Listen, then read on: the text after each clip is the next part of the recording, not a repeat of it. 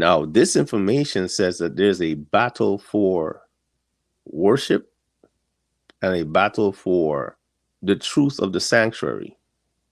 Okay? This section is very similar to Revelations chapter 12. No, 13. This section is similar to Revelations chapter 13. It's also similar to Daniel 7.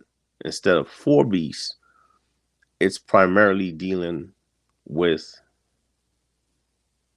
the last 2 and 7, which would be the leopard and the great terrible beast, where you have the little horn that comes up with eyes and a mouth like a man. Here, it seems to have more information added to it. Okay? There's more information added to it. Another thing that this does, it casts down the truth to the ground. Where else have we heard that this little horn or this beast cast down the truth to the ground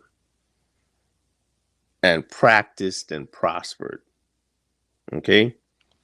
These are very significant. Okay? And I'm going to let you know that the little horn in Daniel 7 and the little horn with a mouth and eyes, and the little horn in Daniel 8, and even the beast in Revelations 13 are all one of the same group of people.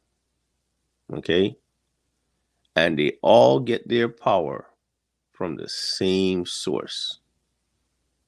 And this particular entity opposes the God of heaven.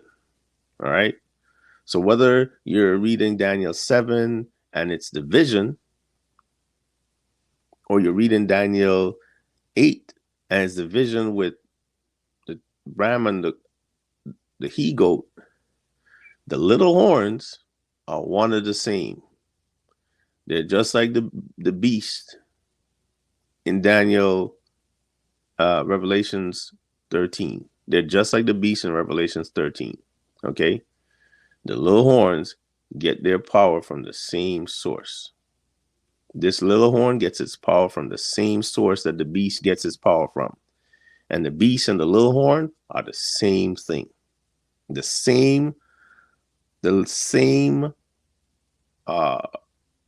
religious, political entity. Pay attention, okay? In that same spot, the question is asked, how long will the truth and the sanctuary and the host be trampled underfoot? Well, according to Gabriel, unto 2,300 days. Then shall the sanctuary be cleansed. Well, my question is, why does the sanctuary need to be cleansed? And what's up with 2,300 days? Why would it take so long? Okay? And this is the length of time before the sanctuary is cleansed. 2,300 days. So that whole verse where it says unto 2,300 days, we're going to leave that for another episode because it requires more in-depth research and study. Some things I want to point out real quick. That little horn is a king. In Daniel 7, the horn that has eyes and a mouth like a man and speak great things, it is a king. It's an entity. Okay? It opposes the Almighty God. The little horn does the same thing, opposes the Almighty God.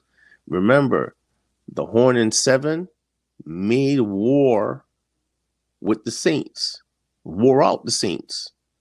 Well, here in chapter 8, this same horn is there's a little bit more information spoken about the horn, okay? It's maybe a different vision, but it's the same horn. And here's the stuff that's a little bit more. It says it does this wonderfully. It says it practices and it destroys the mighty and holy people. The holy people, the mighty and holy people, are the same as the saints in Daniel chapter 7. Okay? So remember, I had the whole thing. What is a saint? Right? What are the characteristics of a saint? Right? That was one episode. How to become a saint, right? We talked about sainthood. Well, the mighty and the holy people. When you're a son of and daughter of God, we're required to live a holy life, right? And it's Jesus's blood and it's all that heaven does for us that makes us holy. We're not holy of ourselves. We accept God, Jesus' holiness and his righteousness, and we become holy. And we walk in the newness of life, right? This is a new life we're living. So we want to live in accordance with his will. So I just want to let you know that these mighty and holy people are the ones that the little horn in chapter 8 is attacking. In chapter 7, it's still the little horn with a mouth that's attacking. This kingdom, this entity, is a political, religious entity that opposes the Most High God and wears out the saint, persecutes the saints. Anybody connected to the Most High God will suffer. Okay? And chapter 7 says goes to make war against them. And chapter 8 says destroys them. So, but again, don't worry about all of that. The holy people, the saints, possess the kingdom in the end. This is just part of being a part of the family of God, being part of God's body, being his people, being his children. These are parts or the life or the consequence of accepting him. But these are little things compared to the joys that those who are faithful to him to the end will experience. Okay? Let me point out another little thing about this little horn. Okay? In the KJV, it says, the little horn is a king, right? It has policies, right? And has policies and will cause craft to prosper in his hands and will magnify himself in his mind or in his heart. That's how it says in the KJV. And by peace, destroy many. I find that interesting. Through policies and through peace will destroy many and will stand against the prince of princes, but will be broken without hand. But I find it very interesting that it says it has policies. It has policies, right? Right now we're in a presidential election year in the United States. I'm just saying it says it has policies. So when I think about policies, I think about countries that, are part of the United Nations, countries that are, whether they're the United States or whether it's China, everybody has policies that affect or they try to push sanctions on each other to affect change or, impose some type of discipline. So that's when I think about policies. It says policies and through peace. I found that very interesting. Peace. Through peace, destroy many. And by peace, destroy many. I want to go to and look at another verse. Okay, so this is the new KJV. The New KJV says, through his cunning, he shall cause deceit to prosper under his rule, and he shall exalt himself in his heart.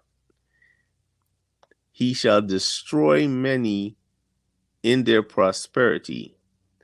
He shall even rise against the prince of princesses, or prince, but shall be broken without human hands, over human means. All right. So again, words are a little different. But again, I initially started with the King James Version. The King James Version says, policies and through peace destroy many. And I find that it says through cunning. So it may, you say cunning, policies, are policies cunning? We will see.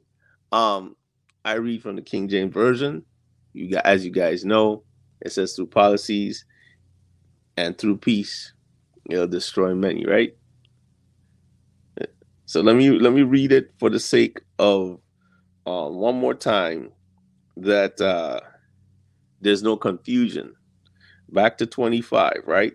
Well, let's start with 24. It says, and his power shall be mighty, but not in his own power.